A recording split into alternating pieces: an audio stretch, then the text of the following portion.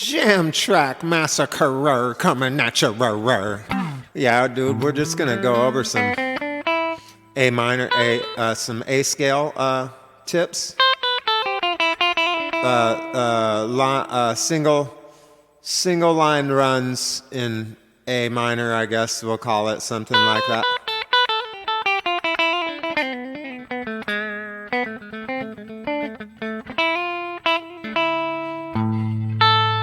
So if you're on the 5th fret and you do your pentatonic scale, your blues scale,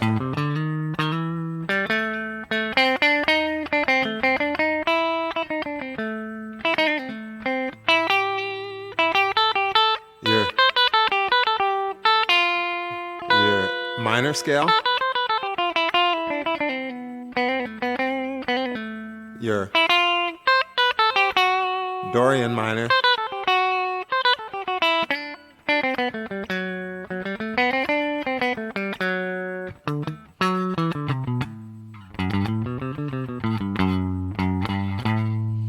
and then your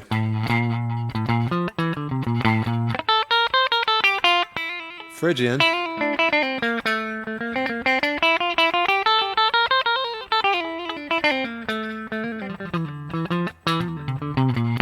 and Locrian,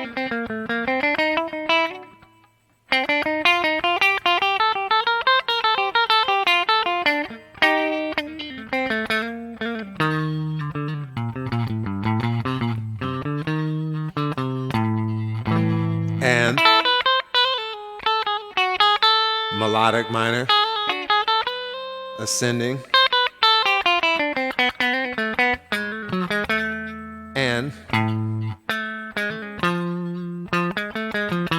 harmonic minor,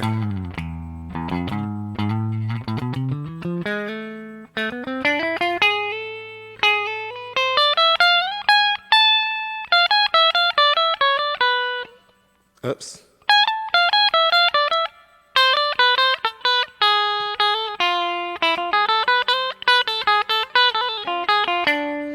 maybe diminished,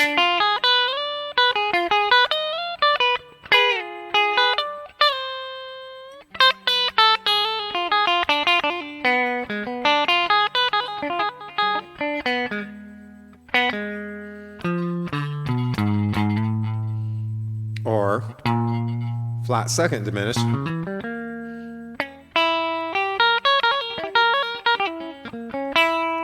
or the actual double diminished,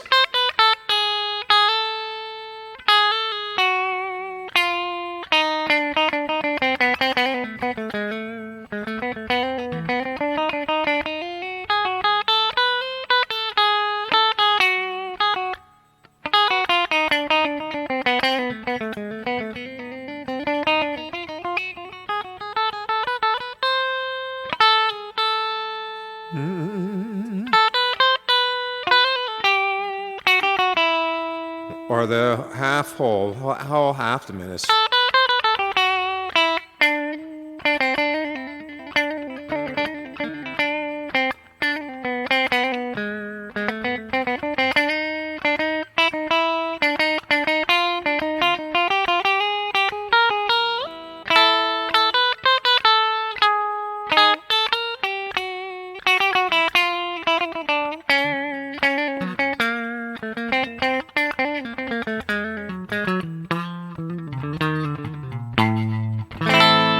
Or any combination thereof, right?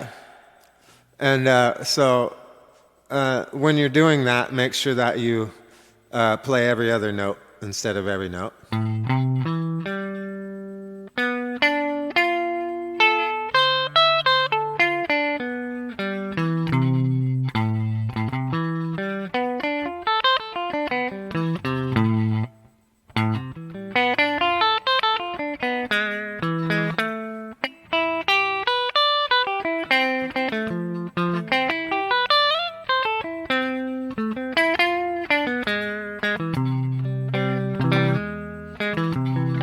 Look at that, there's a nice little augmented, because if you're in A minor and you go up to C, augmented, that gives you your major seventh, so you can return. And that's another good thing is if you're in A, instead of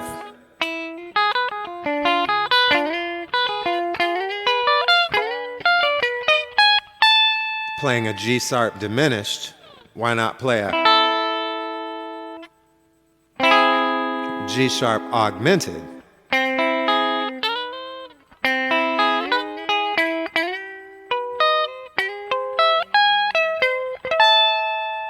Right?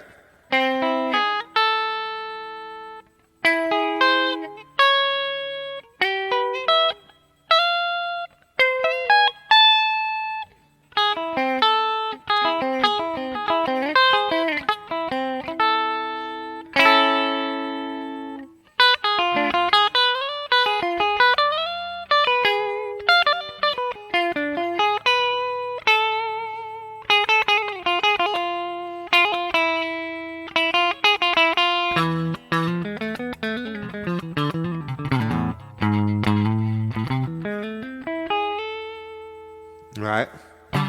And then don't get in the habit of, oh, I know an arpeggio now. Right? You'll end up playing the A minor arpeggio under everything that you're doing. There are 6 other chords. And if you play the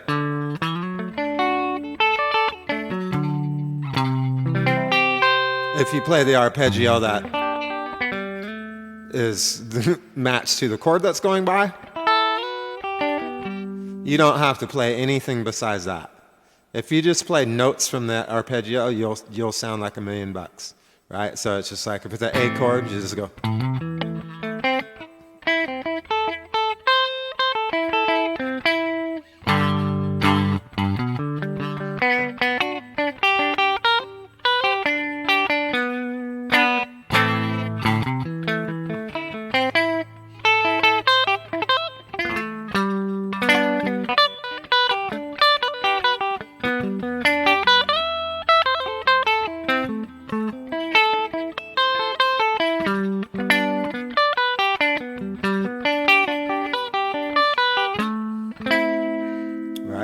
Let's just say A minor followed by a G. If we want to go down to an F,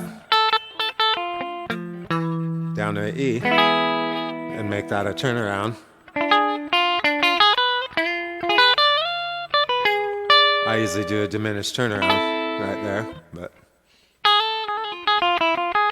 that's just me, But check this out. A minor, G major, F major, E, diminished, G sharp diminished, all right?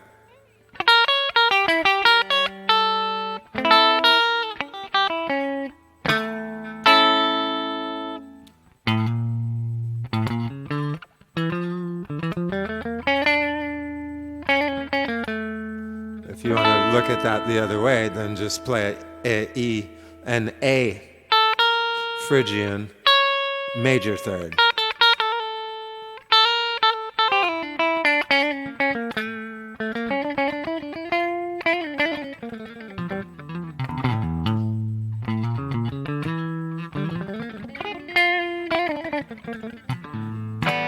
Right, and it's not a violin, right? This isn't a fucking violin.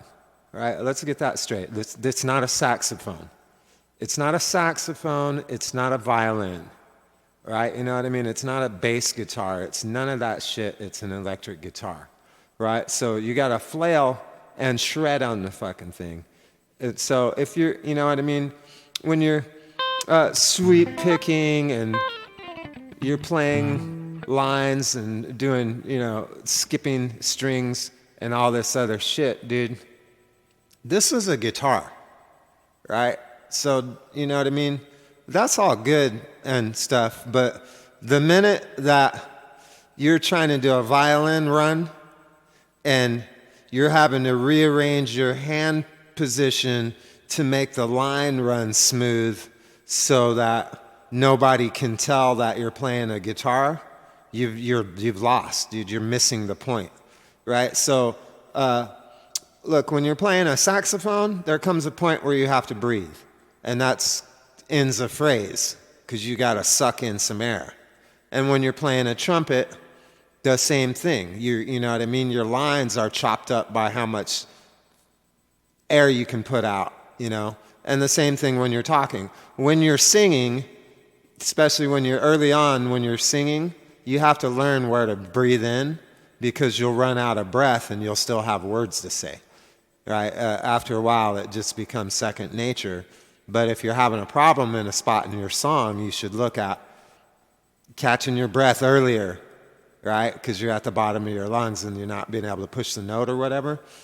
It's the same thing with the guitar, dude. When you do a phrase, because you're a human, the phrase isn't going to be exact, and it's not going to be right in time. It's going to be squished together by your hand. You know what I mean? And the fact that it gets mucky going over the second and third string, and that you know what I mean, there's a slide in there, and that you pick one of the notes twice, and there's a couple of muted notes that aren't going anywhere. That's the beauty of it. You know what I mean? If you're trying to pick every note and never hit a note twice and all this other stuff, not trying to hang your thumb, not trying to play with your thumb, trying to make all your lines clean, you're just wasting your fucking time as a guitar player. You know what I mean? If you look at the great players, dude, they're whipping the shit out of the fucking guitar, and it don't matter. You know what I mean? Look at the dudes from Slayer. Look at any of the guys that really fucking tear it up. You think they give a fucking flying fuck? You know, or even like B.B. King. You think he's, you know, oh, I got to make my line end right on the root, right on the one of, you know what I mean? No, he just picks more times until one comes along, right? When you, all these scale run lines, they're good or whatever, but when you get to the end of them, if you want them to act like you're saying something, you got to hit the same note more than once, you know?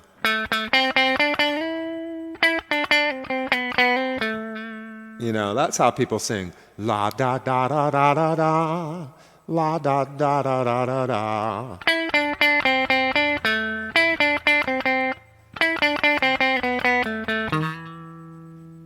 I know I never meant this way about you. You know what I mean? I've been so many places in my life and time. Ba ba ba ba ba ba ba. You got to hit the note more than once, right? And you also you stay at a chord. You don't have to change chords every time if you want to be more lyrical in your playing. So it's like,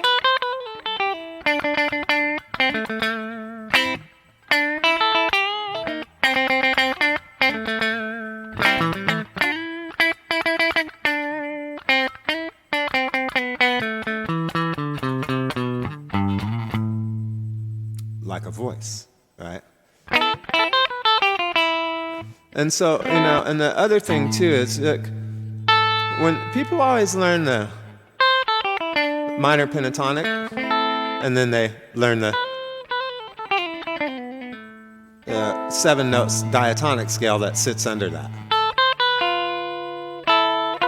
where the tritone's right there, or maybe they learn that one.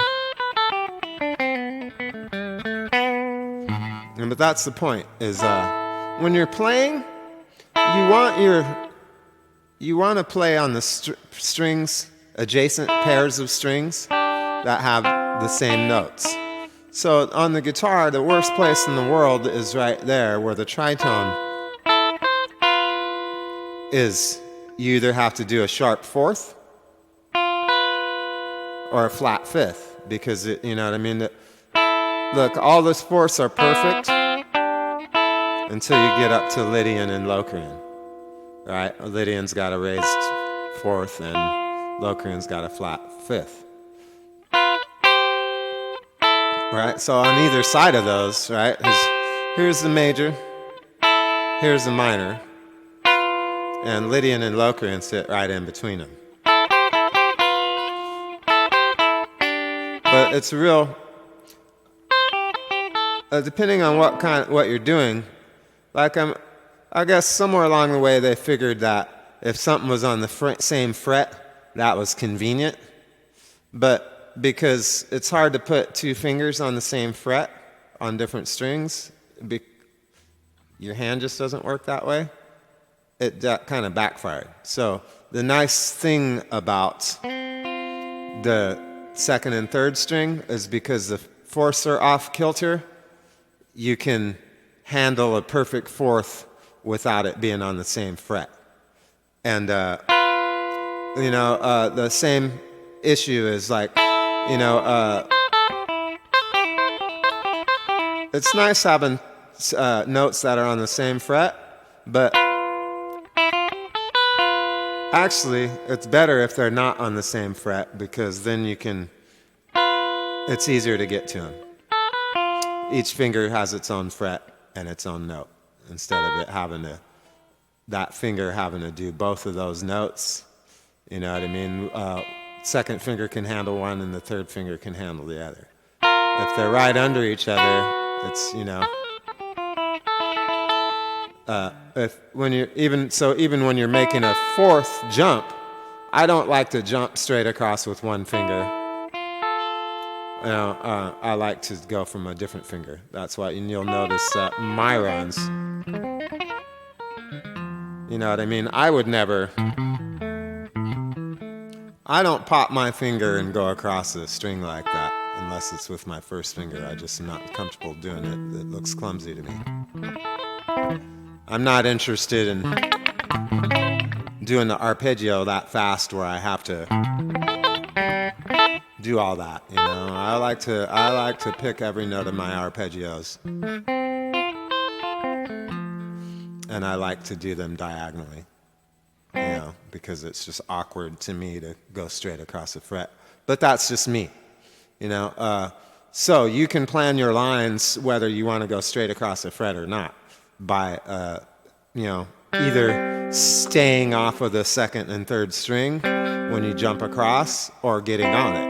You know what I mean? If you're going across a major third and you like using the same fret, do it on the second and third string. If you need to do a major third and you don't like that, then do it on a different pair of strings so that they're on separate frets,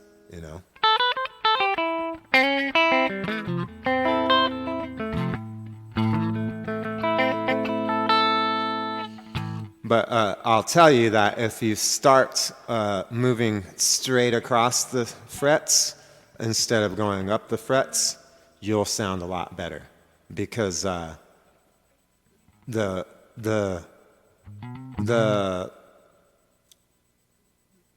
evil of running a scale is not because scales aren't music.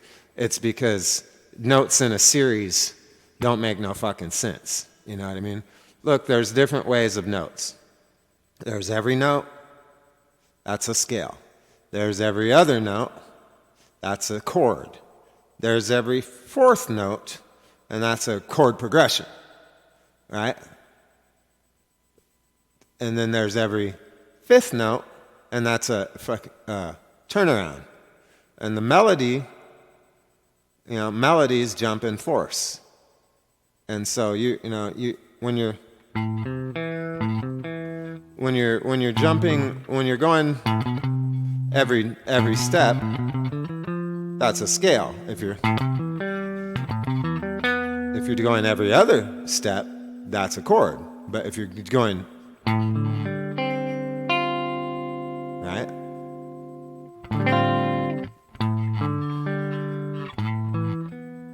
fourths and fifths, melodies jump in fourths and fifths. So those are progressions, all right? And the thing about it is there's an angle to it, you know what I mean? Every note is on the same string. Every second note is at an angle. Every third note is at a further angle. Fourths are straight down, right? Fifths are at a diagonal, and sixths are even at a sharper diagonal. Let me show you what I mean by that. If I'm at C, C, D, E, see that long angle? Those are seconds. And then here's thirds.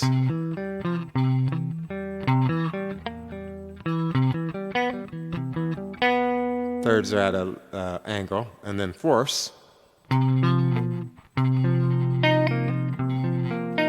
are straight across. And then fifths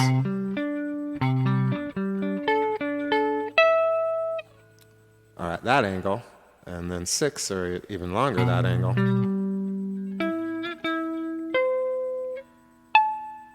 Right? So it's like 1, 2, 3, 4, 5, 6, 7. Right? And then the other thing too is when you're looking at intervals, they have a complement, and it always adds up to 9. Right? So a major seventh is the same as a flat second. 7 plus 2 is 9. A minor seventh is the same as a second. 7 plus 2 is 9. A minor third is the same as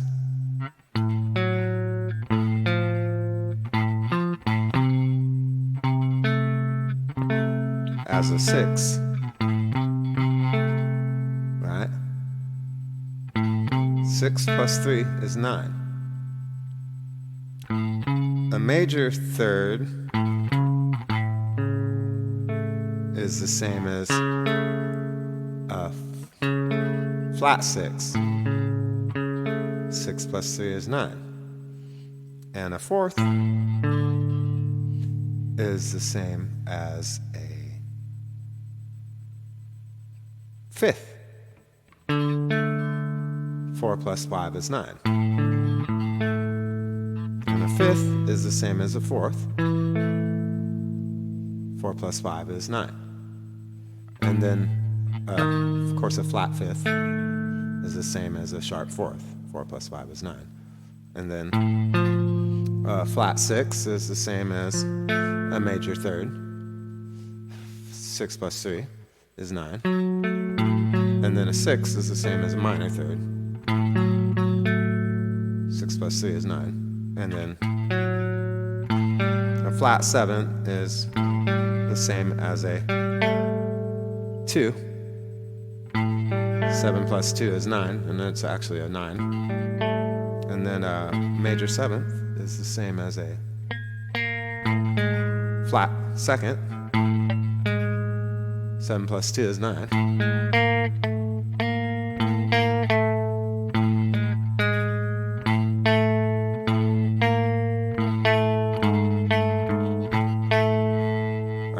So you can always flip your intervals over. That's funny because the other thing about that is what is a triad? Triads are just pairs of thirds stuck end to end, and there's 4 types. There's a triad where it's a minor third connected to a major third. That's a minor triad.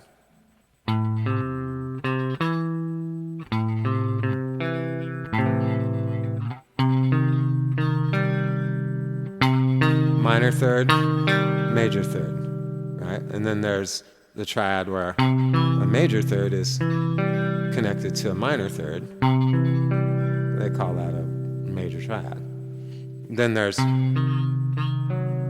where 2 minor thirds are connected to each other. That's a diminished.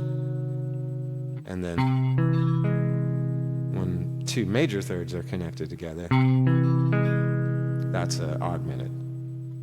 But it's just funny the difference between a minor triad, when it actually has a major triad in it, a major third in it, and a major triad that actually has a minor third in it. There's a real subtle difference. And when you're looking at a, you know what I mean?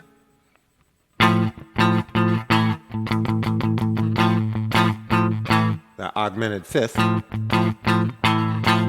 that's really just a major third. You know? Here it sounds brutal, but here it sounds pretty happy. Right? And each of them, when you flip them over, they have a totally different sound, but they're the same. You know what I mean? Which one's in the bass is a huge thing in music. Yeah, that's why it's so funny that in jazz they'll say, "Oh, this, this is a such and such a chord." Dude, you put the flat 9 in the bass, and all of a sudden the chord sounds nice. And you know what I mean? Yeah, it's because it's a different chord now. Well, look, within the pile of notes that is a chord, there's going to be a triad somewhere. And that's going to make what the chord is, regardless of, you know what I mean? If it's got a fourth and a sixth, and there's no third and fifth, you're looking at the wrong root. You know what I mean? Start looking at that fourth as the root, because the fourth and the sixth form a major third, and that's more, you know what I mean? It's like, dude, if the note appears in the chord twice, does that make that the root? Because you sure can't tell by what the bass note is in jazz. You know, whatever, dude. Jazz is just trying to explain something that is way more simple than it is complicated. And then, you know what I mean, then trying to take that and go off. Dude, the song came before the theory. So taking the theory and then trying to go off on that is, you know what I mean, it's really putting the horse before the cart, and that's why a lot of jazz just sounds stupid, you know. It's like, the worst thing is, oh, here's a jazz lesson about how to play the blues. Really? Because that's not blues. You know what I mean? It's just not. It just kills me. Unless there's a blues scale in it, it ain't blues. So quit, you know what I mean? Quit trying to make extended diatonic upper voicings and call it blues. Because, you know what I mean? The only time they get around the fucking blue note in jazz is when it's a flat fifth in the wrong fucking key, you know? It's just criminal how they try to do things, you know? Music is just music, dude. We can talk about it, but, you know, you got to play it. And it's got to be, you know what I mean? I don't know. I've got my opinion. I'm not, you need to stay in the ballpark a little more, I guess is what I'm saying. By the time you train your ear to jazz, you have ruined your ear, is I guess what I'm saying. Jam Track Massacre. Hey, ring the bell, notifications, check my other shit out over there. Whoop, whoop, whoop.